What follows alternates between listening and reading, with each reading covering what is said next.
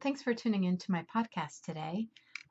You'll see a slide in front of you, and I wanted to let you know that as we move through the module for week 5, I wanted to offer some ways of thinking about and making sense of Shelley's novel Frankenstein that came out actually 200 years ago, first produced in 1818.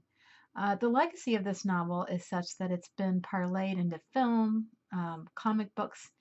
It really seems to be part of the cultural fabric.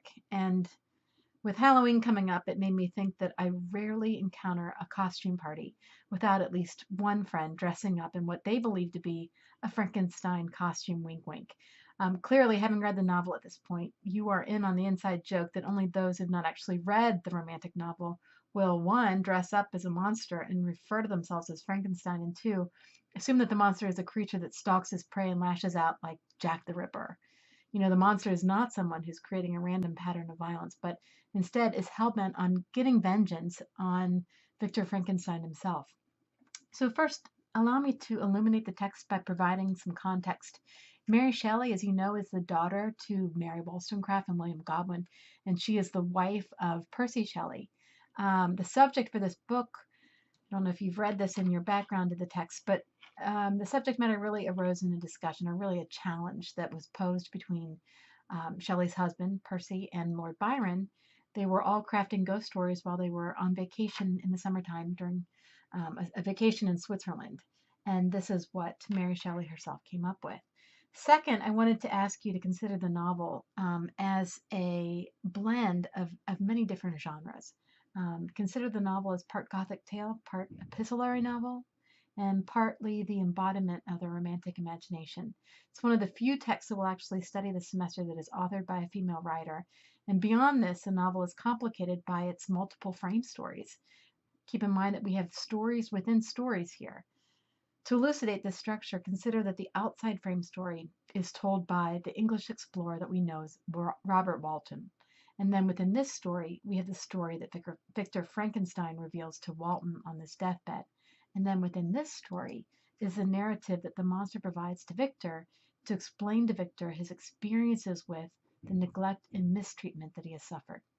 So, with all this in mind, we turn to these questions that kind of govern our thinking as we read through this novel. There are several questions that this novel gives rise to. First of all, how does this novel exhibit romantic themes? Well, if I were lecturing you as a class, I might go into more depth, but let me leave it at this, that one theme is particularly clear, and that is the suffering that is caused by the modern world. The monster is portrayed as a benevolent being who becomes wild and terrible simply because of the treatment that he receives by the civilized, quote unquote, civilized society. Keep in mind that Mary Wollstonecraft's treatise, The Vindication of the Rights of Woman, touches on Rousseau and particularly his ideas about isolation and suffering and social injustice, and that these can cause benevolence to turn to hatred. So, in some ways, the monster's evil deeds are the result of Frankenstein himself. Might the monster have evolved differently if, one, Victor had not failed to love him, or if Victor could not have would have given him love instead of rejection? Keep in mind that Victor is so terrified by his creation that he flees his responsibilities. So this has a great effect on his creature. Also keep in mind that one of the themes for this text is that of moral error. Keep in mind that, like you, Victor is a student. Victor is a Swiss student in Geneva who perhaps is tampering too deeply into natural philosophy.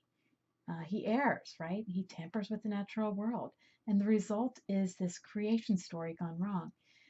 In some ways, this intimates the doubt that people had in the institutionalized realm of religion and faith.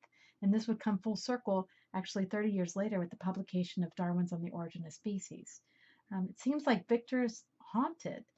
In many ways, this is reminiscent of Coleridge's Ancient Mariner. Both interfere with the natural order of things, and for this, they'll live the remainder of their lives with the consciousness of guilt. Question we have to ask is Mary Shelley writing this story because of her own experience with social ostracizing? Is she in some ways offering a story about the unjust persecution of an outcast from society? And if so, is she offering the reader a way of understanding the individual who is perhaps maligned because of a certain kind of difference. Maybe that difference comes in the form of race or gender or even political affiliation. Another question that we ask: should we understand Victor Frankenstein and the creature as doppelgangers? Maybe you know that term doppelganger. It comes from the German. In other words, are these presumed separate persons actually two faces of the same man? Consider that some see the creature as a fallen angel who is turned into a malevolent devil. Some might also suggest that both are the product of the mind and the emotions.